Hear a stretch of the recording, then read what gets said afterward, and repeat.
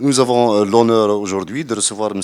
Djilali Lrima. Il est d'abord militant du mouvement national, du MTLD, puis du FLN, Fédération de France, plusieurs fois responsable dans la Fédération de France, responsable du secteur de Qasma, puis responsable de Wilaya. Monsieur Lrima, est-ce que vous, dans un premier temps, est-ce que vous pouvez revenir sur votre trajectoire, c'est-à-dire en tant que militant d'abord du MTLD? d'abord مرحبا بكم عشانتكم. Oui, quand je parle en français. Bon, je me suis émigré évidemment à partir de 1950. Donc, en arrivant à Paris, j'ai trouvé mon frère déjà qui était responsable de Cosma du MTLD. C'est là évidemment où j'ai adhéré au MTLD, effectivement, alors qu'initialement, avant, juste à la sortie de l'école, on avait des chants patriotiques à l'époque, où nous étions, si vous voulez, tout jeunes, des sympathisants du MTLD. Mais évidemment, il n'y avait pas. Mais l'adhésion, j'ai adhéré quand on va arriver en France. Voilà. En quelle année J'étais en 1951. Alors. Vous étiez dans le secteur de la formation professionnelle. Absolument. Quand je suis allé là-bas directement, je suis rentré dans une école de formation professionnelle. C'est vrai. Donc, pendant ce temps-là, tout en allant à l'école de formation et après le travail, mais a toujours milité au sein du MTLD. À l'époque, on commence évidemment comme militant, et puis au fur et à mesure qu'on avance, évidemment, et des connaissances, on avance dans les structures. Voilà. On commence par simple, puis on devient cellule, puis on devient groupe et section Yareha. Voilà.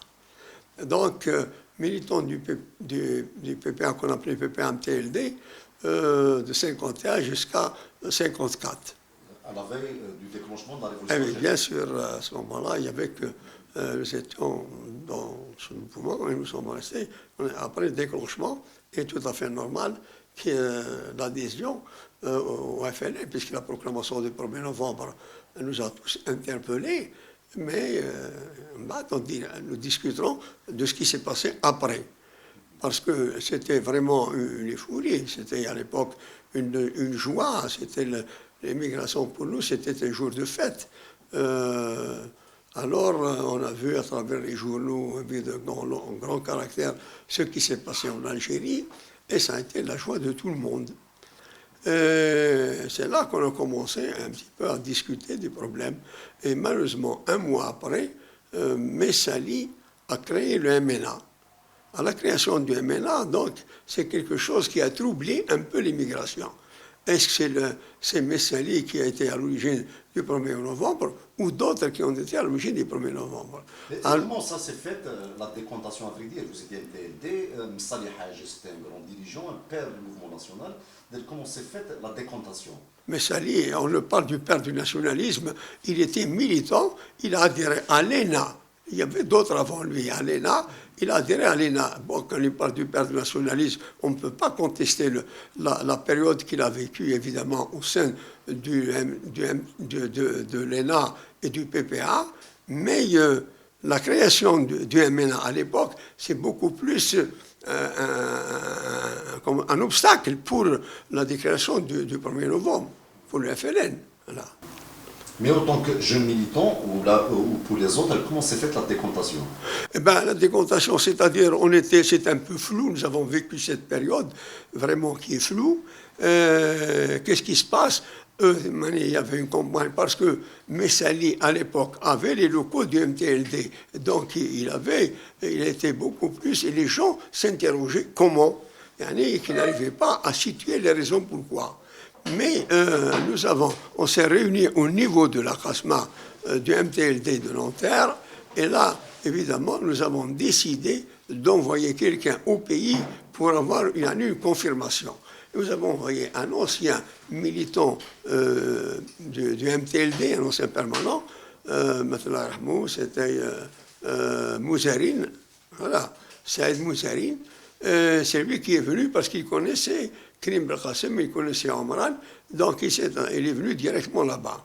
Il est resté 2 semaines, il est revenu, et là il nous a réunis en disant que absolument, il n'y a rien d'autre que le FLN. C'est le FLN qui a procédé au déclenchement, donc il n'y a que le FLN. C'est là qu'on a commencé, à ce moment-là, à organiser d'abord comment transformer cette khasma du MTLD en khasma du FLN. Ça, c'est le problème est là. Et il y avait évidemment, il y avait des éléments qui étaient proches de Messali, mais où la majorité était pour le FLN. Donc, à partir du moment où on avait cette majorité, on s'est réparti des tâches pour essayer de recruter pour le FLN. Alors, il fallait aussi gagner les autres asmas, les autres militants. Absolument. C'est-à-dire gagner au fur et à mesure du recrutement. Au fur et à mesure du recrutement, la structure suivait cellules, groupes et ainsi de suite, toute la hiérarchie du MTLD à l'époque, du FLN. Alors, il y a une refonte des structures, parce que la structure du MTLD était une structure, si vous voulez, large et libre, mais la structure du FLN, c'était des structures dans la clandestinité. On est obligé donc de se conformer aux structures de l'os. Donc, c'est un modèle d'organisation pyramidale. Absolument pyramidale. Donc, on commençait par la cellule militant, il y a la cellule adhérent et la cellule sympathisant. Donc, la cellule adhérent, c'est 3 plus militants, pardon, c'est 3 plus 1. Les sympathisants, quand on est adhéré au fur et à mesure, c'est 4 plus 1. Alors, c'est à partir de là, une fois la cellule, évidemment, il y a le groupe qui se forme. On formait à ce moment-là 3 cellules formaient le groupe. Et on formait les groupes et les sections également. 3-4 groupes formaient la section. C'est là qu'elle monte jusqu'à la fédération, si vous voulez un peu. Mais à l'époque, nous avons commencé comme ça. Donc, chacun de nous devait contacter des amis, ce qui nous a permis d'avoir des groupes un peu partout, à travers Paris et la banlieue. C'est par là qu'il est le plus proche. L'avantage de la Fédération de France, c'était aussi des militants aguerris qui ont un capital d'expérience assez important. Ils étaient syndiqués, associatifs, ils ont aussi le capital du MTLD, c'est ça? Oui, le capital du MTLD, absolument, heureusement. Et il y avait ces anciens du MTLD qui sont restés neutres. C'est-à-dire, quand il y a eu la scission du MTLD, évidemment, il y avait les centralistes d'un côté et les missalistes de l'autre. Alors, il y avait une fraction qui a vu, évidemment, à l'époque, qui s'est abstenue pendant un moment, qui n'ont pas participé ni les uns ni avec les autres. Ce sont ceux-là qui sont intégrés, le premier qui ont rejoint le FLN. Et c'est à partir de là, de ces militants anciens aguerris, effectivement, que nous avons formé des permanents itinérants. C'est-à-dire, ces gens connaissaient aussi des gens un peu partout, alors ils allaient dans d'autres quartiers, ils allaient dans d'autres villes de France. Après, une fois qu'on avait une bonne majorité à Paris et la banlieue, là, on a entamé évidemment l'envoi de ces permanents itinérants pour recruter dans d'autres régions et d'autres villes de France. Justement, est-ce que vous pouvez nous expliquer le processus, comment il s'est fait? En 54, vous étiez un petit groupe, mais à un certain moment, 56, 57, 58, c'est-à-dire en un laps de temps, vous étiez majoritaire quand même en France. C'est-à-dire majoritaire, on est arrivé, on travaillait pendant l'année 55. L'année 55, il y avait vraiment l'activité, c'est là intense, c'est là qu'il y a eu beaucoup plus. Au fur et à mesure qu'on recrutait, évidemment, on continuait à structurer. Et c'est vrai, jusqu'en 1955, début 1956, nous avons atteint un chiffre de 20 000 adhérents, 20 000 adhérents et militants. Et le MNA avait à peu près le même chiffre à l'époque. D'ailleurs, c'est quand Messali a vu les chiffres commencer à chuter qu'il a évidemment préparé à commencer à attaquer les cadres du FLN à l'époque. En 1956, il a donné ordre en juin de s'attaquer à 82 militants du FLN, beaucoup plus étaient des cadres. Et quelle a été la réaction du FLN? Et la réaction du FLN, la réaction des militants, qu'il faut absolument riposter. eh bien, les premières armes, nous les avons achetées des deniers personnels parce qu'on n'avait pas d'argent pratiquement. Qui reste en France, quoi. Exactement. Donc, on vivait avec, au fur et à mesure qu'on recevait des cotisations. Et bien, donc, il y avait des apports des militants qui avaient les moyens d'acheter les armes. On a acheté des armes avec les deniers personnels et de riposter. C'est ça qu'on le veuille ou pas. Donc, c'est à partir de là, il y a la formation de groupes de choc qu'on appelait les... Ce qui nous a aidé en plus dans ce recrutement et d'avancer le recrutement du FLN, c'est qu'il y avait la question algérienne qui était inscrite aux Nations Unies. Donc, il devait y avoir un débat sur la question algérienne. Donc, le CCE avait décidé absolument de préparer la grève des 8 jours. Donc, la directive est arrivée à l'époque vers le mois d'août-septembre. Eh ben, donc, quelle année? 56. Donc, nous avons commencé à faire campagne pour cette grève qui est prévue. On n'avait pas la date, mais il fallait se préparer. Donc, ce qui nous a permis encore d'accélérer le recrutement des militants. C'est ça qui nous a avantagés. Après la grève de 8 jours qui s'est déroulée du mois je dirais, du 28 janvier au 4 février 1957, ça nous a permis absolument de renforcer les structures du FLN. Donc, c'est après le renforcement de ces structures que nous avons, sous l'effet du mouvement à l'époque, eh ben, on a commencé le quadrillage. Ce qu'est le quadrillage, c'est-à-dire on avait suffisamment de militants, on allait dans les hôtels, dans les restaurants, dans les cafés, on organisait on organisait des contacts, et c'est là qu'on a renforcé les groupes de choc, parce que les groupes de choc participaient avec les militants qui prenaient la parole devant, évidemment, les habitants d'un hôtel ou d'un restaurant ou d'un foyer. Des immigrés, évidemment, des foyers nord-africains. À l'époque, il y avait des foyers où il y avait quand même beaucoup d'habitants. Il y avait 300 à 400 habitants par foyer. Donc là, on organisait un genre de petit meeting, pour ainsi dire, pour les inviter à rejoindre le FLN d'abord et de participer éventuellement à cette grève. Donc la participation de la grève des 8 jours, il fallait que ces gens rentrent dans l'organisation. C'est ce qui nous a permis de renforcer notre organisation. Absolument. C'est-à-dire, mais le travail était vraiment difficile. D'une part, la police française qui vous chassait, et d'autre part, c'est-à-dire les attaques des militants du MNA. Et absolument, parce que nous, à l'époque, le FNN avait donné une directive pour la grève de 8 jours.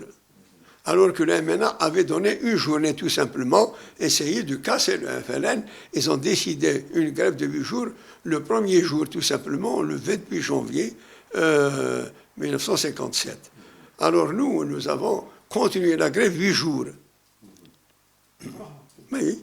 Donc après la grève de 8 jours, qu'on a vu qu'il y a eu, évidemment, après cette grève que nous avons gagnée, je dirais, il y a un suivi suivant évidemment les concentrations.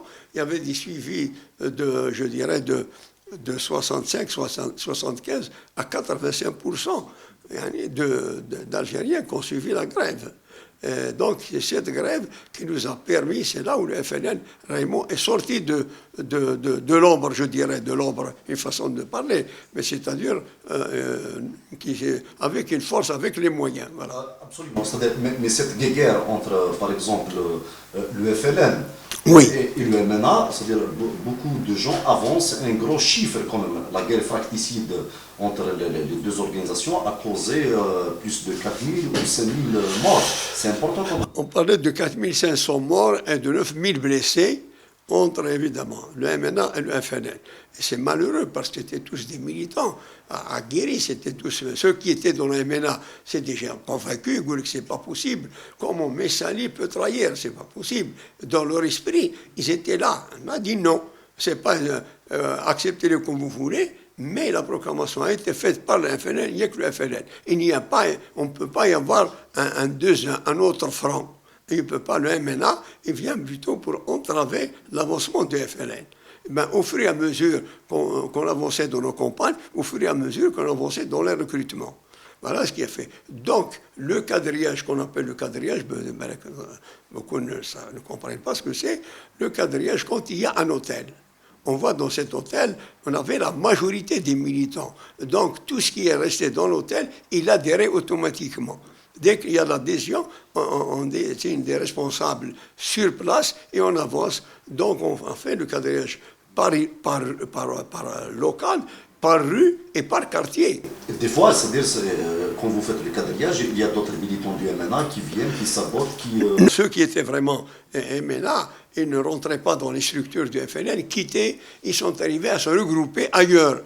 Après le regroupement, évidemment, il y avait des cafés qui sont, évidemment, avec le FLN, et des cafés qui sont restés MNA. Donc, il y avait des regroupements un peu partout. Là, je vais revenir et insister sur ça. Oui. Une guerre entre frères communs. Vous étiez dans le même parti, de la famille, vous étiez dans les mêmes cellules avant 54. Comment, en tant que militant, vous avez pu gérer ça? Vous étiez appelé à flinguer, à tirer, à rentrer en conflit direct avec ces gens-là. C'était vraiment difficile, non? Ben, c'était difficile et très sensible, c'est vrai. Mais quand on est là, quand on découvre, évidemment, que le MNA travaillait en contact avec la police française, il n'y avait pas de sentiment. Malheureusement, et c'est vrai, mais on ne pouvait pas faire, on n'avait pas le choix. Ou c'est lui ou c'est moi. Donc là, il y avait même, je citerai un exemple, je dirais un ami avant, un militant du MTLD, on travaillait ensemble chez Simca. Bon, un militant du MTLD, réellement, Macache. Et alors, il était là, quand nous avons avancé les structures, il est rentré avec nous à FLN, il payait sa cotisation en 56. Mais après 6 mois, il est parti de là-bas. Il est parti, on n'a plus revu. Un jour, un autre qui travaillait chez Simca est venu me voir et dit, écoute, ton ami est devenu un grand responsable de MNA. Il faut essayer de le récupérer, sinon il lui arrivera quelque chose. Est-ce qu'il habite toujours au même endroit? Oui, il habite toujours au même endroit, dans le 14e arrondissement. Un samedi après-midi, je suis allé là-bas le voir, et on est sortis ensemble, passer l'après-midi dans un café à discuter. J'ai découvert que le bonhomme ne voulait rien savoir. Et il a fini par me dire, écoutez, moi je ne peux pas abandonner le tronc et suivre les branches. Il considérait que le tronc c'est Mseli et les branches c'est le FLN. J'ai dit, écoute, on ne peut pas faire, autrement. Et bon, ce bonhomme est devenu effectivement responsable du FLN. Et bon, quand j'avais la région à l'époque de Nanterre, et ben, plusieurs fois, on me signalait le passage d'un responsable de MNA qui s'appelait Sibrahim. Mais je n'ai jamais pensé que Sibrahim était mon ami. Et ben, moi, j'ai donné ordre absolument de riposter, de l'arrêter ou de liquider, alors que je ne savais pas qui c'était. Alors, ce n'est qu'après que j'ai dévié, quand vous posez la question sur le volet sentimental, évidemment proche, etc. Oui. Alors, vous voyez comment les choses arrivent. Et bien finalement, il a été, quand il n'a pas voulu rejoindre le FLN du quartier du 14e, est chargé, évidemment, ils l'ont je dirais, ils l'ont pas assassiné, mais il a été blessé de plusieurs balles, il a échappé à la mort. Et ce bonhomme, les circonstances ou le destin a voulu qu'on se rencontre en 63 à Alger, à Sendé. Voilà. Enfin, c'est profondément pas s'étaler sur un cas. Oui. Alors, donc, à partir de la grève de 8 jours, donc, il y a eu le FLN qui s'est sorti grandi, évidemment. Nous avons passé au quadrillage. Messali, qu'est-ce qu'il fait? Il organise un congrès de l'USTA. Parce qu'il y a l'USTA qui était le syndicat absolument qui a suivi le MNA. Il a organisé le congrès de l'USTA au mois de juin, le 28, 29 et 30 juin 57. Et quand il a terminé ce congrès, tous ces éléments ont rejoint le MNA. Les syndicalistes ont rejoint le MNA. Et parmi ces syndicalistes, évidemment, il y a des groupes, donc ils sont rentrés, ils sont partis du groupe de choc du MNA. Alors là, ça a été la période la plus chaude. Effectivement, il y avait beaucoup de cafés du front qui ont été attaqués par des groupes MNA. Et c'est que le problème, les Français, la police passait fouiller les cafés, donc nos éléments de choc ne gardaient pas leurs armes, ils avaient trouvé le moyen de les cacher, de sortir carrément. Sitôt passait la police, le MNA vient directement pour mitrailler le café. C'est là où il y a eu beaucoup de morts. Donc la fédération s'est réunie, les cadres évidemment se sont réunis pour riposter. C'est là où il n'y a plus la riposte, et la riposte de mois d'août, septembre 57, évidemment c'est là qu'ils ont décimé complètement la direction de l'USTA, sachant que les ordres venaient de là, de la direction du STA, qui nous donnait des ordres d'assassiner des cadres du FLN. Alors là, la peur a changé de camp. Voilà, comme on dit. Justement, c'est là aussi que le FLN a pu récupérer, à faire des liens dans les milieux syndicaux, dans les bidonvilles, dans les quartiers. Comment la chose s'est faite? Non, le FLN, quand il s'est trouvé renforcé après la grève des 8 jours, tout le monde est adhéré, qu'il soit dans un hôtel ou qu'il soit dans un bidonville ou qu'il soit d'un foyer, il est là, il adhère automatiquement. Vous voyez, c'est normal. Absolument. En 56, 57, vous passez jusqu'à 15 000, 20 000 adhérents. Il faut trouver un système d'organisation pour organiser ce bon monde-là. Quand Omar Boudaoud est arrivé là-bas, c'est lui réellement qui a formé, le premier à former la véritable fédération de France du FLN. Donc, après cette formation, donc, la France est divisée en 4 wilayas. La wilaya de Paris, la wilaya de la banlieue, la wilaya du nord avec une partie de l'est et du sud également avec la partie de l'ouest. Bien sûr. Et qui avait ses ramifications en Europe aussi. Non, après, bien sûr, elle va jusqu'à la Belgique, jusqu'à l'Allemagne, jusqu'à la Suisse. Nous avons créé des sections, des secteurs là-bas également. C'est-à-dire, donc, il y avait 4 wilayas en 1958, mais en 1959, on a ajouté un autre échelon. Avant, il y avait la zone, elle passe directement à la wilaya. Mais on a créé un autre échelon, la super zone, à partir de début 59. C'est Paris.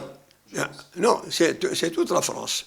C'est-à-dire les zones, mais à partir de là, la création de la super zone, eh ben, deux zones forment la wilaya. Avant, il y avait chaque wilaya avait 4 zones. Pour hésiter d'abord pour des raisons de sécurité à l'époque vis-à-vis des ennemis, vis-à-vis de la France, même de MNA. Donc, il fallait renforcer, consolider les échelons. Même dans certaines régions où il y a où certaines structures sont éloignées, on a même créé des secteurs permanents, parce que la permanence se limitait à la région. Mais dans cette région éloignée, évidemment, où il y a les tendus, des secteurs permanents pour mieux contrôler la situation. Des secteurs permanents, c'est-à-dire il y avait des permanents politiques, tout ça. Absolument, c'est-à-dire quand il devient permanent, il est payé par l'organisation directement. Il quitte son travail et il est là comme permanent pour l'organisation. Quand on parle de structuration, on ne met pas des structures pour des structures, mais pour qu'ils fassent du boulot, de la propagande, collecter de l'argent. Absolument. Après, il y avait, quand il est bien structuré, évidemment, il y avait des cellules, des secteurs militants, il y avait des secteurs adhérents, des districts de militants. Et plus les sympathisants, bien sûr, il était hiérarchisé, ça va de soi. Et c'est là que nous avons renforcer un peu les groupes de choc, les groupes armés. Et ceux-là sont constitués à bord d'autres à partir de 1958, évidemment des commissions d'aide aux détenus en 1957, parce qu'à partir de là des quadrillages, il y avait des vastes opérations, nous avons eu beaucoup d'arrestations, c'est à partir de là... Arrestation de liquidation physique. Non, ça, la liquidation physique, c'est un autre. Ça, c'est la main rouge. Vous voyez, la liquidation physique, ça arrivera un petit peu à parler, si vous voulez, de ce volet. Voyez. Mais à l'époque, il y a eu des moments d'arrestation. Avant qu'ils nous arrêtaient des militants, c'était les parents du militant qui constituaient les avocats. Après, devant le tribunal, il disait toujours essayer d'échapper pour essayer d'obtenir sa libération. Alors après, on a dit non. Chaque militant qui est atterré, il faut qu'il arrête, il faut qu'il se déclare FLN, et nous avons des avocats, constitué un collectif d'avocats.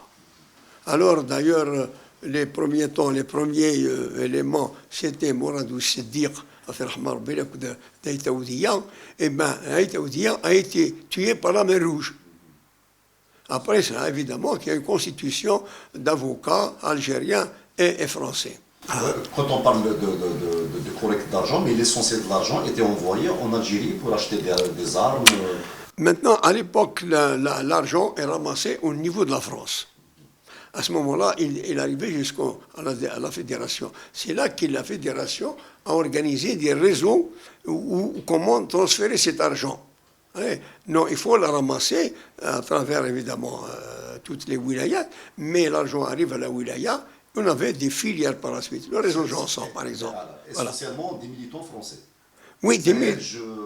Oui, européens, beaucoup plus français, des progressistes, beaucoup plus. Évidemment, il y a des chrétiens, il y avait de la gauche à l'époque, des communistes, mais pas tellement. Il y avait le PSU, c'était des éléments convaincus à ce moment-là par l'événement qui est venu, qui ont adhéré carrément à notre cause, voilà, qui partageaient le combat. Et ces réseaux-là, justement, européens, oui. Le rôle ne se limitait pas uniquement à la question du soutien public ou de l'argent, il vous procurait aussi une partie de la logistique, les faux papiers. Tout ça. Absolument, absolument. C'est tout à fait normal. D'ailleurs, ces gens, effectivement, ils étaient structurés. Il y avait des groupes qui s'occupaient de la logistique d'abord. En premier, c'est la logistique qui s'occupait de l'information, évidemment, pour la rédaction des tracts, etc.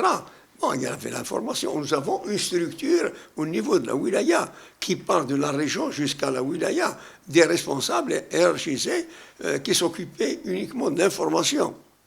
On avait une structure qui s'occupait absolument du secteur jusqu'à la wilaya d'aide aux détenus. Vous voyez, il y a une répartition de travail qui est faite. C'est comme ça que la Fédération de France a joué un rôle très important. Mais la logistique, c'est la première des choses qu'a fait Abban Allah Yarhamou quand il était à Alger. Son objectif, c'était d'abord de contacter, d'assurer la logistique. Alors cette logistique, les mêmes méthodes, si vous voulez, bon, évidemment, à Alger, il y avait des structures, des bombes, etc. Mais, point de vue locaux et argent, c'est là la logistique affecte. Quand on ramassait des sommes importantes, évidemment, on les cachait, c'est des Français, ou sont eux qui les déplaçaient eux-mêmes. Quand on ramenait de l'argent, c'est eux qui les déplaçaient dans les véhicules quand il y avait réellement la pression de la police, à partir de 57, 58. À un certain moment aussi, la Fédération de France a eu une décision du FLN d'exporter la révolution, c'est-à-dire les opérations de sabotage, des actions armées en France aussi. C'est-à-dire qu'il y a eu plusieurs opérations dans ce sens. Oui, ça c'est exact. Et même c'est prévu comment dirais-je, au congrès de la Soumam, de déplacer la guerre en France. Déplacer la guerre en France, effectivement, cette guerre, donc en 58, nous avons reçu des directives de préparer des éléments de choc pour recevoir une formation spéciale. Donc, il fallait choisir un peu des gens qui ont un type européen, autant que possible, des militants aguerris qui étaient dans les groupes de choc. Donc, c'est là où nous avons évidemment préparé des groupes qui sont partis au Maroc. À partir de janvier 1958, ils sont restés pendant 6 mois une formation au Maroc. Ce sont ces groupes qu'on appelait la spéciale, la deuxième spéciale. La deuxième spéciale, évidemment, pourquoi? Parce qu'il est chargé spécialement des actions militaires. C'était pour s'attaquer à l'économie de guerre, de la France, à savoir les puits de pétrole, les réserves de pétrole, les usines d'armement et même parfois des casernes de police. Voilà. Et justement, sur l'attaque, quand vous avez attaqué les réserves de France de pétrole, c'est-à-dire la chose, comment elle s'est faite? Eh bien, c'est une structure qu'on a dit qu'on a préparée à partir de janvier. Et vous savez, le secret est gardé d'une façon extraordinaire.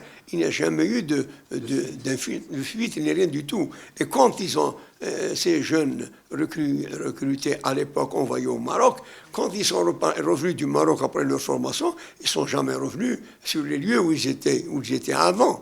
Ils ont été envoyés dans des lieux préparés pour des attaques. C'était vraiment hyper clandestin. Absolument, absolument. Moi-même, en tant que responsable de région, eh ben, je vous dis tellement comment le secret est gardé. Eh ben, on nous a donné des directives de ramasser au mois de juillet, début juillet. Nous avons reçu des directives de ramasser tous les papiers et tous les documents et les armes qu'on avait des groupes de choc pour les centraliser au niveau des régions. Eh bien, personne ne savait pourquoi. Moi-même, en tant que responsable de région, des secteurs me disaient qu'est-ce qui va se passer. C'est pas normal. On demande pourquoi. Eh bien, écoute, c'est une directive américaine. On l'applique. Absolument. Eh bien, moi-même, en tant que région, je l'ai su que la veille du déclenchement. Quand le responsable, mon responsable de zone est venu, il m'a dit si je peux passer la nuit chez toi parce que il va se passer ceci, il va se passer cela. Vous voyez comment le secret est gardé. C'est ça la réussite d'une guerre, c'est la réussite d'une révolution. C'est la discipline et le secret. Mais l'attaque des réserves pétrolières, ça s'est fait aussi avec la complicité de travailleurs français, des gens qui étaient sur place aussi.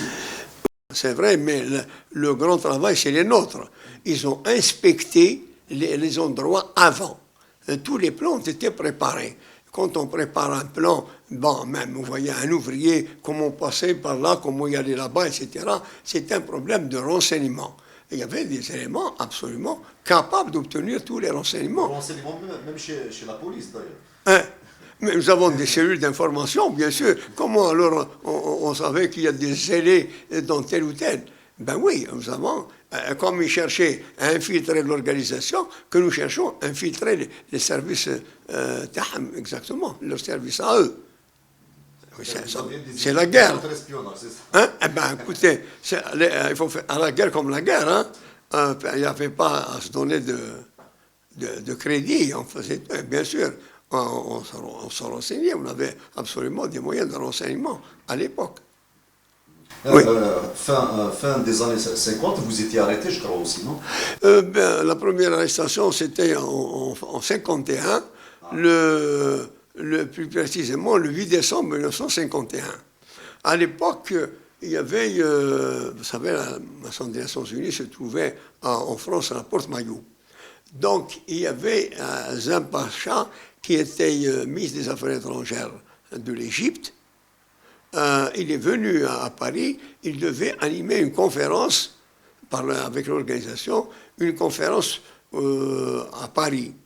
Alors, la fédération nous a donné des directives d'y aller en renfort pour assister à cette conférence. À mobiliser tous les militants pour assister à cette conférence. Eh bien, effectivement, cette conférence devait avoir lieu le 8 justement décembre, on a dit, et le soir, le préfet de la Seine a interdit cette conférence. Quand il a interdit, tant qu'ils ont fait, ils ont rassemblé toutes les polices, des quarts de police, des fils de police, dans toutes les grandes artères et dans toutes les bouches de métro. Il y a eu beaucoup d'arrestations. Ah bon? Il y avait 12 000 arrestations. C'est énorme. Alors, dès qu'on sort du métro, tu rentres dans le car. Moi, je me souviens, comme j'étais le plus petit, le plus jeune, fait à Deklourt, alors, comme je voulais y aller, mon frère m'a dit non, il faut y aller, il faut rester à la chambre. J'ai dit non. Alors, il m'a dit bon, il y a un groupe de militants qui ne connaissaient pas l'endroit, et bien, ils sont venus avec moi. jusqu'au Vélodrome d'hiver, jusqu'à Grenelle. embarqué. Hein? Eh bien oui, tu es les premiers. Moi, quand il dit, le policier m'a pris par la main, il dit, celui-là, qu'est-ce qu'on fait? Il dit, mets-le avec ses frères. La deuxième fois arrêté, c'était avril 60, c'est ça? Avril 60, c'est-à-dire là, oui, nous étions à l'époque, je me trouvais en banlieue, comme responsable de zone. Comme il y a eu des vagues d'arrestations après le réseau Janson, il fallait renforcer les structures, remplacer les responsables. Donc, les affectations nous ont affectés tous les deux à la wilaya du Sud. La wilaya du Sud, c'était Marseille, à l'époque, évidemment, toute la Côte d'Azur, qui va de Bordeaux jusqu'à Gap. Donc, avec un responsable de zone, qui était ensemble deux responsables de zone, et les deux, moi, je devais prendre, évidemment, la Hamala, la Hamala 1, qui venait de Perpignan à Gap, et mon ami Mohamed, Allah yarhamou, Sadaq, et devait prendre de Perpignan à Bordeaux. Donc, on est allés ensemble. Chacun est parti de son côté. Moi, je suis parti sur Marseille. Donc, arrivé à Marseille, évidemment, j'ai pris contact avec l'organisation. Donc, j'ai assisté à la première réunion de la zone de Marseille pour voir un peu. Et le lendemain, c'est le responsable de zone de Marseille qui m'a accompagné pour rencontrer le responsable de Wilaya. Il fallait prendre contact avec notre responsable de Wilaya. En allant, on est allé prendre contact avec lui. Au retour, arrivé à Marseille, à la place d'Aix, il m'expliquait par où passer. Comme je ne connaissais pas la région, alors il me disait, il faut faire attention, il ne faut pas y aller de ce côté-là, il faut y aller de l'autre côté. Alors, en montant la place d'Aix, évidemment, deux inspecteurs arrivent comme ça, ils nous demandaient les papiers. Alors, nous ont demandé les papiers, donc on a donné les papiers. Moi, j'avais la carte de représentant de commerce que j'utilisais dans des cas comme ça. Trafiqué. Et non, la carte, elle n'est pas trafiquée, mais je ne travaillais pas comme représentant de commerce. C'est une couverture, tout simplement. Et voilà. Alors, quand il voit un représentant de commerce, il nous lâche. Mais si jamais on est arrêté, il y a un avis de recherche. Et la trouve automatiquement, tu as recherché.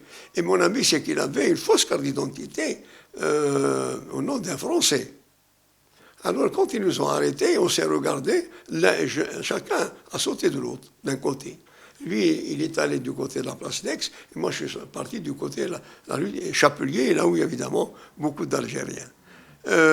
Donc, et moi, bien sûr, ils vont encercler tout le quartier. Moi, en allant là-bas, évidemment, je suis rentré en zigzagant dans 2-3 rues. Je suis rentré chez un coiffeur.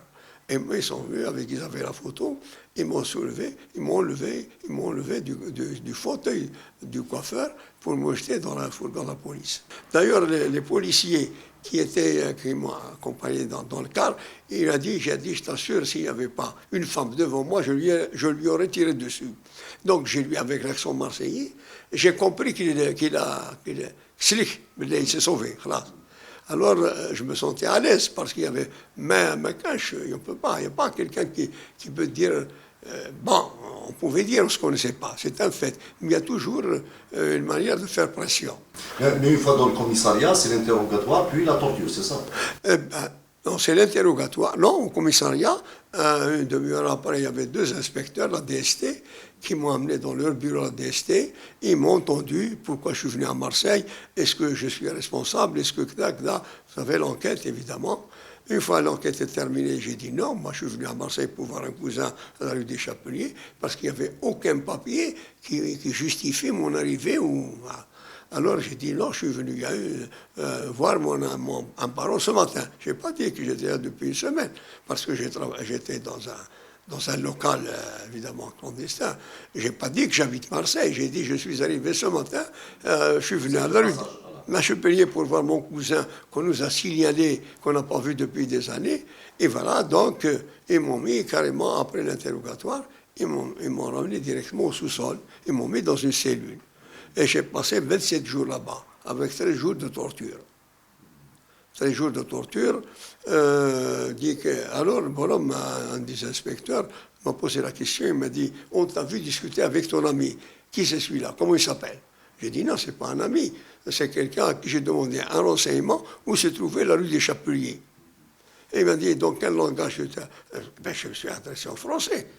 Et il me dit, avec tout ce qu'il y a comme Kabyle à Marseille, et tu t'es adressé en français. Je ne demande pas de nationalité pour un renseignement quand même. Est-ce que vous pouvez revenir, par exemple, sur la période de torture, comment la chose, c'est-à-dire comment vous avez vécu ça? Eh ben, les tortures, vous savez, il y a plusieurs sortes de tortures. D'abord, il commençait par des coups de gifle, des coups de poing, et puis ils ont des matraques en caoutchouc. Il y avait la baignoire, ils nous versaient de l'eau dans les narines pour étouffer, et puis des trucs électriques dans les oreilles. Vous voyez, ça c'était vraiment torture, et il fait tromper la personne que j'ai trompé. Et il y a plusieurs manières, évidemment. D'ailleurs, quand je suis sorti là-bas, tout bleu, pendant 27 jours, les bleus étaient encore là. C'est ça, les tortures, un jour sur deux, pendant 13 jours. Après, évidemment, j'étais, après 15 jours, ils m'ont sorti de la cellule, ils m'ont mis dans un groupe avec... il y avait un regroupement des Algériens. Vous n'étiez pas seul, il y avait plusieurs aussi. Non, je n'étais pas seul d'abord, évidemment, bien sûr. J'ai rejoint le groupe de détenus qui était là. Alors, dans une salle commune, il y avait une soixantaine, je ne sais pas exactement, il y avait 2 chambres. D'ailleurs, quand ils me voyaient sortir pour me laver, ils m'envoyaient un militant, un détenu, tout en me lavant, il me posait des questions, il faisait semblant de se laver lui aussi. D'où tu viens? Est-ce que tu payes tes cotisations? J'ai dit oui, je paye mes cotisations au FLN. J'ai dit je viens de France pour voir un parent. J'ai toujours resté dans le langage. Alors un jour, un élément de Marseille, un responsable de Marseille que j'ai rencontré le jour de la réunion de la zone, et il m'a vu au moment où on m'a ramené manger. Il vous a reconnu quoi? Il vous a reconnu, il a tiqué. J'ai dit, il n'a rien dit, mais il est allé dans la salle pour leur dire, notre responsable, il est à la cellule 7. Et ils sont venus tous les deux là-bas directement. Comment tu es là, tu ne nous as jamais dit, et maintenant tu ne t'es pas manifesté. Et maintenant il faut qu'il te sorte d'ici, qu'il t'amène avec nous, sinon nous allons brûler toutes les paillasses. J'ai dit, s'il vous plaît, je n'ai pas reconnu ma responsabilité, ne faites rien du tout. Tout ce que je peux vous demander, c'est de me procurer une lame de scie. C'est tout. Moi, j'avais la cellule qui donnait sur la rue. L'objectif d'un détenu, c'est l'évasion. Voilà. Est-ce que vous avez réussi ou pas? Non. Le jour même, ils m'ont déplacé. Le lendemain, ils m'ont ramené là, avec tout le monde. Dans un camp ou... Non, un regroupement dans un centre au niveau, pas loin du commissariat de police de Marseille, du centre. Après, vous êtes libéré ou... Après 27 jours, un jour, on m'appelle, on me dit, voilà, on a sur ordre de vous libérer, mais vous êtes... c'est-à-dire interdit de 7 départements. Alors donc, ils m'ont signifié la libération, mais avant, quand les responsables que j'ai trouvés là-bas m'a dit, est-ce que tu as reconnu? J'ai dit, non, je n'ai pas reconnu ma responsabilité. Non, je dis non. Il dit, alors ils vont te libérer. Comment ils vont me libérer? Eh bien, effectivement, ils m'ont libéré avec, évidemment, l'interdiction de 7 départements. Mais après, vous avez été arrêté encore une fois, c'est ça? Alors là, je suis revenu, évidemment, en sortant de là-bas. Attendez, quand on m'a remis les papiers, j'ai trouvé la carte d'identité du responsable qui était arrêté, qui s'est sauvé, qui était avec moi. Et ils l'ont mis dans mes papiers. Est-ce qu'ils l'ont fait sciemment pour voir, bien sûr, ou pas la police, vous savez? Quand je l'ai prise, je l'ai pris la carte et je l'ai remis, et on dit non, elle ne m'appartient pas. Là, je suis sorti là-bas directement à la gare Saint-Charles pour prendre les renseignements du départ. Et quand j'ai vu, j'ai fait un moment, je savais que je n'étais pas suivi, donc j'ai pris un petit taxi, j'ai été au lieu de chute, là où j'ai habité, où je suis arrivé le premier jour.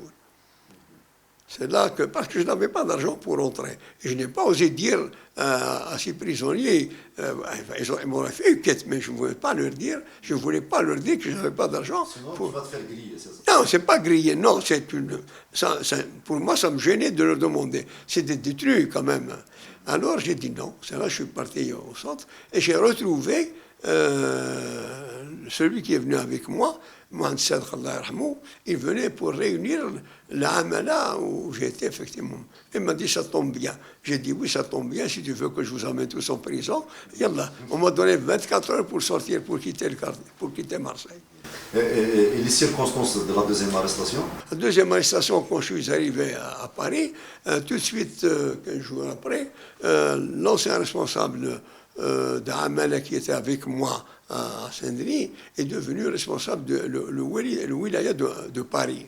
Donc, quand il a appris, évidemment, que je suis revenu à Paris, il est venu me chercher pour m'amener à Paris. Voilà, c'est là où j'ai repris à Paris. Il m'a dit, il y a beaucoup d'arrestations, il y a plusieurs zones, et on te donne quand même la responsabilité. Tu reprends une zone en attendant la Amala, puisqu'on m'a affecté comme Amala. Non, j'ai dit pour moi, on n'avait pas à l'époque à dire parce que ce n'est pas la zone, j'accepte pas. Donc j'ai accepté la responsabilité de zone à Paris. Voilà. Et à Paris, évidemment, j'ai été arrêté une seconde fois le 14 février 1961. Voilà. Vous avez été par la DST. Hein? Ok, par la DST. Comment? Par la DST, c'est ça? Par la DST, absolument. C'est juste interrogatoire ou torture une autre fois? Non, là, ce jour-là, compte tenu des circonstances, je suis, parce que j'avais un appartement où je faisais mes rapports, à Paris même. Alors donc, en allant vers la chambre, j'ai oublié la clé pour la laisser, et je me suis rendu compte après, je suis retourné pour déposer la clé de ce studio où je faisais mes papiers. Il y avait un responsable de région qui habitait là, qui dormait là-bas. Eh bien, je suis suivi par la DST, par les inspecteurs qui étaient dehors. Il était 10 heures du soir, donc évidemment, en me voyant monter, ils m'ont suivi. En rentrant, évidemment, tous les rapports, j'avais les rapports de la réunion de la zone, etc. Quand ils sont venus, ils ont frappé la porte, je ne l'ai même pas fermée. Alors il dit, voilà, il ne ferme même pas sa porte. Et alors, ils ont l'arme au poing, j'ai dit non. Et où sont les armes? J'ai dit, je n'ai pas d'armes. Ils ont regardé, ils ont vu les rapports sur la table. Ah, ben, mais il y a tout ça. Oui, tout ça m'appartient.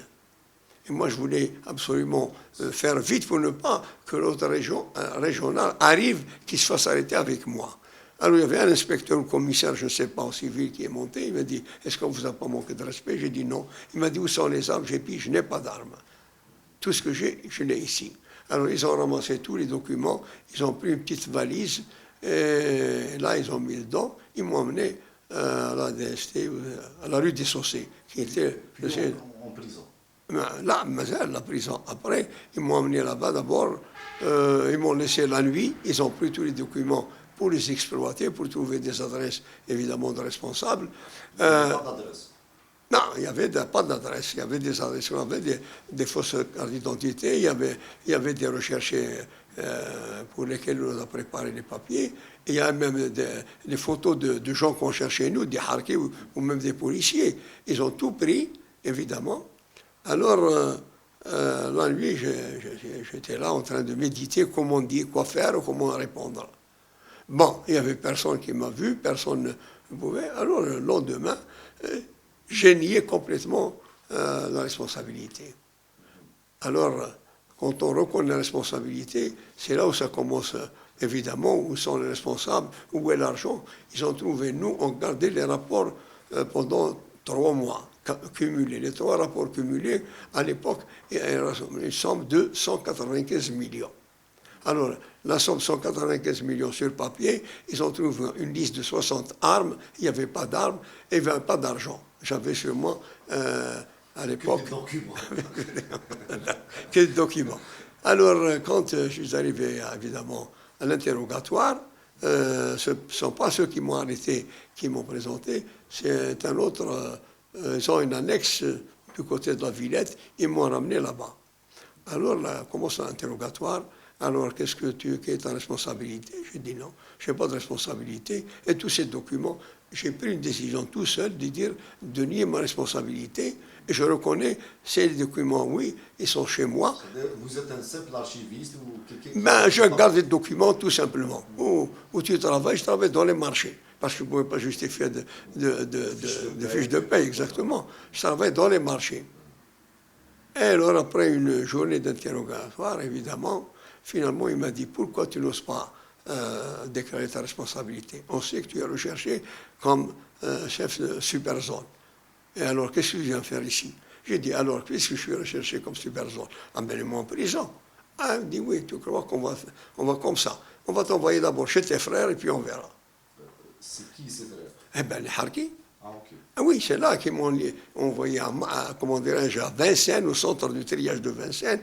C'est de Vincennes qui m'ont envoyé au Harkis. Il s'est passé quoi là-bas? C'était un centre de triage. Arrivé à Vincennes, on m'a encore interrogé. Est-ce que j'ai oublié que la veille, donc j'avais un studio où j'habitais à Nanterre. Donc, qu'est-ce que je fais? Là-bas, on faisait attention à tous les détails. J'ai pris la clé de mon studio et je l'ai cachée là-bas sous la cellule. Et ils trouvent une clé là-bas, ils ne savent pas à qui appartient. Et bien, le lendemain, quand je suis arrivé à Vincennes, ils m'ont fouillé une seconde fois. Parce que l'inspecteur que j'ai trouvé là-bas, il m'a dit non, tu n'habites pas à cet endroit, tu habites à Nanterre. Entre tel endroit et tel endroit. Eh bien, il m'a fouillé, il a trouvé que la clé du studio où je me suis fait arrêter. Avec les Harkis, c'était plus dur que les Français ou moins? Oh, ben, pour raconter l'histoire de Harki qui sort vivant là-bas, C'est-à-dire? eh bien, les tortures là-bas, les Harkis, c'est eux qui torturent, évidemment, avec la responsabilité des officiers français. Là-bas, il n'y a pas de... il y a pas de pitié, des coups de poing, des soucis. Au dernier, ils m'ont fait une broche. Évidemment, comment dirais-je, les bras comme ça, attachés aux genoux, et entre les bras et les genoux, ils me passaient une traverse, comment un genre de petite poutre comme ça. Et bien, ils faisaient un genre de broche. Ils tournaient comme ça, avec des coups de pied, des coups de tout. Et bien, finalement, j'ai été projeté au fond de la cave. Ils m'ont mis dans une cave. Au fond de la cave, c'est là où j'ai eu une blessure au niveau de la tête, parce qu'il y avait un tas de charbon, de bouteilles, etc. Ah. Non, j'ai passé 5 jours de torture, mais vraiment de la torture. Quand je suis sorti là-bas, j'étais méconnaissable. Les tout bleus partout. Et de là, ils ont essayé toujours d'arracher avec qui, et toujours les aveux, j'ai dit non. Et tu es recherché, vous recherchez, mais je vous dis que non. Ce que j'ai à déclarer, je l'ai déclaré à la police et c'est tout, ça s'arrête là. J'ai été torturé par le capitaine de Harki, qui a ramené, comment dirais-je, Papon, qui était au Clos Salombi à Alger, capitaine Montaner. Mais une fois en prison aussi, il y a un mode d'organisation différent, vous continuez à militer, à discuter, tout ça. Eh bien oui, en prison, bien sûr, il y a un comité de détention. Quand je suis arrivé là-bas, d'abord, nous avons fait des plaintes, nous étions torturés, nous étions une dizaine de torturés à l'époque, avec des éléments de la spéciale où il y avait Amir Slimane, Allah yarhamou. Nous étions ensemble. Nous avons passé 5 mois dans une salle de la cité, entre les bras de la Seine. 5 mois, pourquoi les 5 mois? Pendant, nous avons tous déposé des plaintes contre nos tortionnaires. Donc ils étaient obligés d'instruire nos plaintes. Pendant l'instruction, ils ne voulaient pas nous envoyer dans les camps, ils nous ont gardés là-bas pendant 5 mois, de février jusqu'à juin, et c'est là que nous ont envoyés au camp de Vadné. En cours comment dirais-je, à Vadné, c'est un camp où j'ai trouvé 450 internés. Voilà. Mais une fois sorti de prison, vous avez repris quand même le fonctionnement aussi. Oui, en sortant de prison, après le camp, bien sûr. En 61. En 61, oui, bien sûr. Bon, après le camp, j'ai été libéré parce que avant les accords de cessez-le-feu, ils étaient là-bas. Juste le lendemain, ils m'ont appelé pour y aller à l'hôpital parce que j'ai été malade avant. Et donc, ils m'ont envoyé à l'hôpital de Rodez, qui est près de là-bas. Donc, j'ai été opéré à l'époque du pied, et puis je suis resté, ils m'ont signifié ma libération à l'hôpital. Et je suis sorti de l'hôpital, effectivement, donc j'ai repris mes activités. Ça vous a sauvé Hein? Il faut hospitaliser, ça vous a aidé quand même dans le truc de libération, c'est ça? Non, non, non, non, non, non, parce que j'ai été libéré automatiquement. Non, quand je me trouvais en prison, à l'hôpital, ils sont venus me prendre à l'hôpital, mais j'avais le plaid dans le plâtre. Il y avait des sœurs qui géraient cet hôpital. Moi, j'ai dit, je vais voir mon médecin avant de partir pour voir. Autrement, du camp, ils sont venus là-bas pour me prendre et m'envoyer en Algérie, avec les autres détenus, internés. Eh bien, comme évidemment j'ai bénéficié donc de là, si vous voulez, parce que j'étais à l'hôpital a refusé de me laisser partir. Et alors, il y a une sœur qui s'occupait là-bas, il dit, ici c'est moi qui gère, ce n'est pas le directeur du camp. Il ne partira pas. Hier, on discutait d'une anecdote, la carabine dans le bidonville à Nanterre. Pouvez-vous revenir sur cette histoire-là, justement? Oui, la carabine de Nanterre, si vous voulez, effectivement, quand j'étais responsable de ça à l'époque, on avait des MNA, un local MNA à Conflans-Sainte-Honorine. Donc, il est situé dans une côte. À chaque fois que nos militants s'approchaient là-bas pour les déloger, ils commençaient à tirer sur eux. Donc, qu'est-ce qu'il faut? Il faut trouver un moyen de les attaquer avec la distance. Donc, j'avais une carabine américaine chez moi dans la région, mais il me fallait deux carabines. Dans une réunion de zone, un des responsables de la deuxième région, il m'a dit, j'ai une carabine dans les baraques de Nanterre, si tu peux la récupérer. Chez des Algériens originaires? Des Algériens, bien sûr, les baraques de Nanterre, qui peuvent habiter dans les baraques, évidemment, c'est des Algériens. Alors, dans cette baraque, là, évidemment, j'ai dit, je la prends. Alors, qui va y aller la chercher? Donc, on voit une femme, agent de liaison, ce n'est pas possible. Elle vient repérer dans des baraquements, tout ça. On voyait quelqu'un, je n'étais pas très très sûr. Un pistolet, c'est facile, mais une carabine, c'est quelque chose, c'est plus difficile. Donc, j'ai pris la décision d'y aller la récupérer moi-même. Voilà. Qu'est-ce que j'ai fait? Donc, je m'habille en costume, comme maintenant. J'ai troqué mon costume 3 pièces, évidemment, pour mettre avec une jaquette réversible, une chemise à carreaux, pantalon velours et les baskets. Et je suis allé à l'endroit où se trouvait cette carabine. Donc, je trouvais dans une baraque, on m'a donné le nom de la personne, évidemment, dans cette baraque, épicerie, où il y avait des gens de l'Oued. De l'Oued. Donc, on est arrivé là-bas, je me suis présenté. Oui, donc, ils nous ont servi du thé, Hassan. Un petit moment après, quelqu'un qui arrive, il dit, voilà, il y a les CRS qui sont rentrés dans les comment dirais-je, dans les bidonvilles, absolument. Alors, mes amis étaient un petit peu effrayés. On va la cacher? J'ai dit non. Ils venaient de l'amener dans un sac en jute. J'ai dit non. Alors, j'ai dit, ramenez-moi un tuyau. Ils ont été chercher un tuyau, à peu près d'un 120. J'ai pris la carabine, je l'ai démontée et je l'ai mis dans le tuyau. Je mets un chiffon de chaque extrémité. Et je l'ai pris sur mon épaule et je traversais le cordon de CRS. Personne n'a osé dire un mot. Voilà. Et l'usage de la carabine, vous avez tué? Non, la carabine, absolument, elle avait bien son usage. C'est avec ces carabines que nous avons délogé le PC MNA de Conflans-Sainte-Honorine. C'est avec ces carabines, effectivement. Ah ben oui, ils ont été utiles. C'était quoi? L'objectif, c'était de déloger le local du MNA qui qui était pour nous une épine. Hein. Et hier aussi, vous avez parlé d'un haut responsable de la région parisienne qui s'est avéré qu'il était à la fin collabo. Eh bien, c'est un responsable de Wilaya et c'était nos responsables. C'est là qu'on a fait. Eh bien oui, c'est lui qui devait être mon responsable. Et quand nous avons fait le recoupement, on a trouvé qu'on a été donné par lui dans cette prise de contact.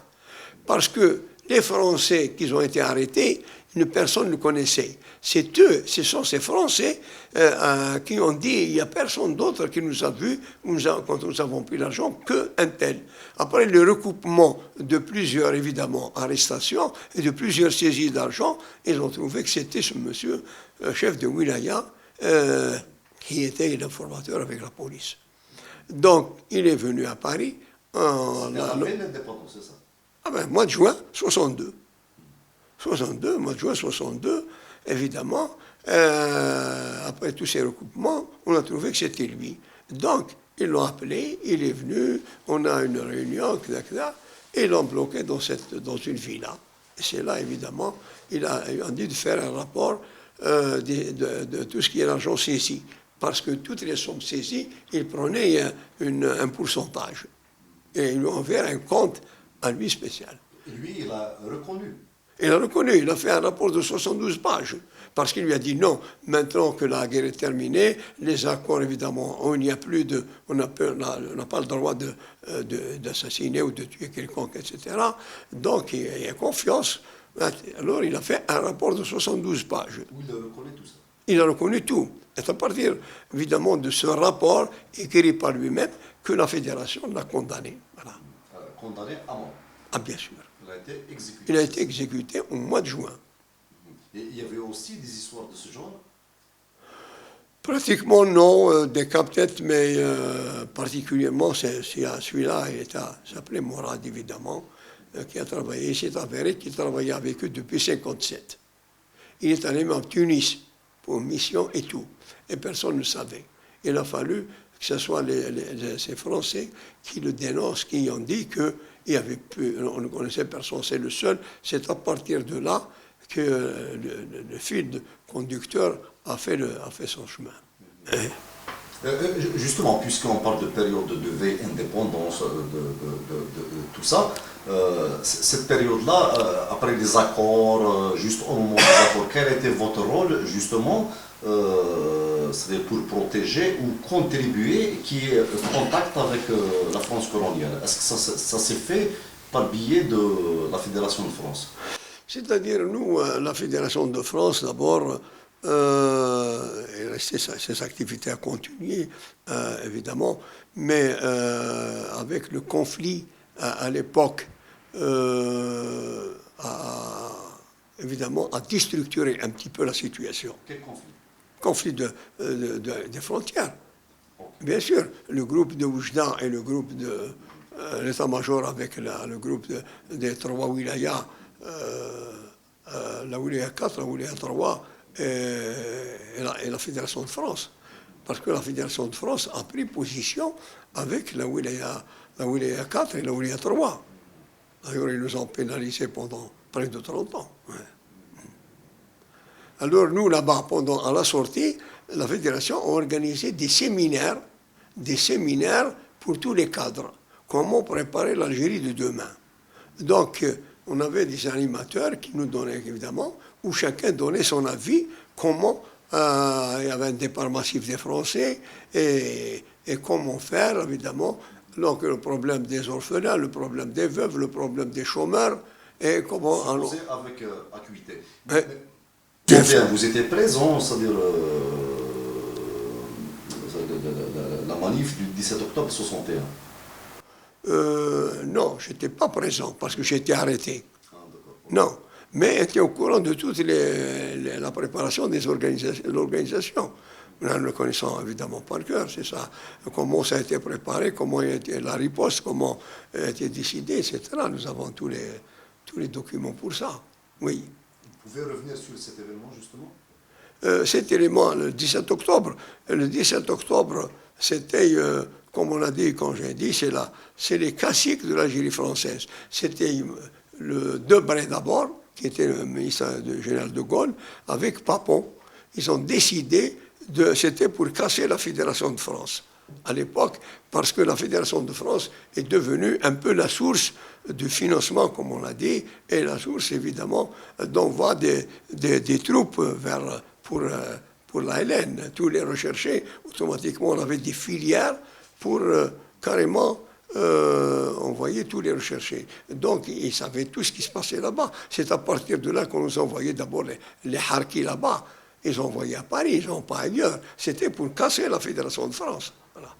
Et Alors, la répression était vraiment féroce. ah ben oui, là, c'est-à-dire féroce, parce que quand, évidemment, eux, ils ont décrété pour une loi pour absolument interdire aux Algériens de sortir de 7h30 du soir jusqu'à 5h du matin, à ce moment-là, la Fédération de France s'est réunie et a donné des directives absolument de braver ce décret, cette décision. Et c'est là que nous avons évidemment fait appel à tous les militants de se regrouper au centre de Paris. Alors, donc il y avait tout un schéma, si vous voulez, mais je peux vous le donner. Le schéma, évidemment, tout ce qui était en banlieue, il y avait des portes. Il y avait ce qui devait passer par la porte de Choisy, ce qui devait passer par le pont de Neuilly, et ceux qui passaient par les grandes portes de la banlieue pour se rassembler dans les grands boulevards. Effectivement, les Français, la police, quand ils ont vu ça, Papon a vu évidemment cette marée humaine, évidemment, qui venait sur les boulevards. Et ceux qui habitaient Paris devaient eux-mêmes rejoindre les grands boulevards. Et tout ce qui venait de l'extérieur devait rejoindre les grands boulevards. Et bien là, ils ont apeuré par cette marée humaine, ils ont fait appel à toutes les polices. À l'époque, les CRS, évidemment, toutes les polices, et les harkis en même temps, bien sûr, la gendarmerie.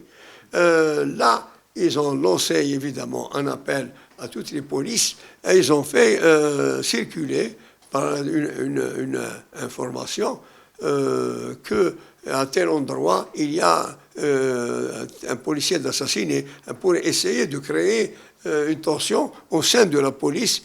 C'est à partir de là que les choses se sont aggravées. Donc, avec les informations, à tel endroit, ils ont tué un policier, ou ils ont tué 2 policiers, etc. Alors, c'est là que la police commence, évidemment, à tuer et à jeter les gens qui étaient pas loin de la Seine, ils ont jeté à la Seine. Voilà. Se poser avec acuité. Oui. Ce que je veux dire aussi, c'est-à-dire pendant des années, vous étiez en France, loin du pays, bien sûr. Comment vous avez vécu, c'est-à-dire le 5 juillet 62, justement? Ben, le 5 juillet 62, évidemment, c'est une journée exceptionnelle, une journée de fête, et on n'a pas dit que nous avons préparé des drapeaux. D'ailleurs, quand j'ai repris mon travail, j'ai été chargé de préparer les festivités du 5 juillet. Parce que le 5 juillet, alors donc il faut 1962 et préparer des drapeaux. Donc nous avons préparé les festivités, évidemment, il y avait la fête un peu partout. Et les drapeaux, j'ai été où chercher le tissu, j'étais à Saint-Pierre, à côté de 18e, marché Saint-Pierre, où tous les tissus là-bas, tout ce que vous voulez. Alors je suis allé là-bas pour acheter moins cher parce que c'est le FLN, c'est pas toute économie est là. Il faut être austère. Absolument, absolument, absolument. Donc, il faut préparer pour toute la wilaya. Donc, quand je suis allé, comment dirais-je, au marché Saint-Pierre, j'ai pris 3 rouleaux, un vert, blanc et rouge, et j'ai dit à la vendeuse, vous faites une remise, je vous prends 1200 mètres linéaires. On a fait des centaines de drapeaux. Alors, donc, elle m'a dit, écoutez, là, je vais voir ma chef. Et il est allé voir sa chef, il est venu, c'est une dame de 45-50 ans. Elle a regardé les rouleaux, il m'a dit, monsieur, c'est le drapeau FLN. J'ai dit oui. Ah, il me dit, ça fait mal au cœur. Pourquoi? Il m'a dit, parce que je viens de là-bas. Il y avait une marche le 5 juillet. La marche du 5 juillet, c'est-à-dire non pas le 5 juillet. Le 5 juillet, c'était la fête, c'était la marche, évidemment, avec des drapeaux. Avec des drapeaux à travers les grandes artères parisiennes, tu vois, et banlieue. Il y avait la marche. Mais avant les élections, il y a eu des endroits où les Français ont dérangé, parce que nous avons voté là-bas. Bon, il y a des endroits, nous, à Saint-Denis, là, évidemment, il y a eu des policiers qui ont malmené, par un peu, on trouve toujours des extrémistes, comme on l'a dit tout à l'heure, évidemment. Après, il y a eu des manifestations, là, des manifestations. Le jour du le jour du vote, du référendum, effectivement, pour un rassemblement contre la police qui a maltraité les citoyens. Ça devient une tentative de fraude, c'est ça? Une tentative de... Fraude. Non, non, non, pas de fraude. Non, c'est pas une question de fraude. C'est une question de, tout simplement de déranger les citoyens qui étaient là parce qu'ils faisaient la chaîne pour voter et ils les dérangeaient.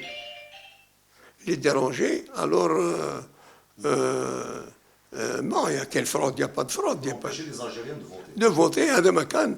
Il y a des extrémistes hindous, alors ce sont des extrémistes, comme ils ont fait pour, on a parlé tout à l'heure, du 17 octobre, évidemment. C'est les caciques de, évidemment, l'Algérie française. Vous voyez, caciques de l'Algérie française. Évidemment, mais c'est là, il y a des petites manifestations, mais pas grand-chose. Monsieur Djilali, pour conclure à peu près cet entretien, est-ce que vous pouvez nous dire quelle est la chose qu'on peut retenir de votre expérience en tant que militant de Fédération de France? Pour moi, mon devoir, en Hal, c'est d'informer, c'est par devoir de mémoire. Chaque normalement, Moudjahid, là où il se trouve, doit témoigner de ce qui s'est passé. Et c'est ce témoignage des acteurs vivants qui constituerait réellement la vraie histoire de la guerre de libération. Voilà. C'est ça, c'est tout à fait normal. Et puis je pense que ceux qui ont libéré l'Algérie, c'était des jeunes. Nous étions tous des jeunes à l'époque. Et même au maquis, c'est des jeunes de 20 ans, de 18 ans à 25 ans. Rare de trouver quelqu'un qui dépasse, qui arrive à 30 ans. La majorité, c'est des jeunes. Ce que je recommande aux jeunes aujourd'hui, c'est de penser à leur pays parce qu'ils n'ont qu'un pays, l'Algérie.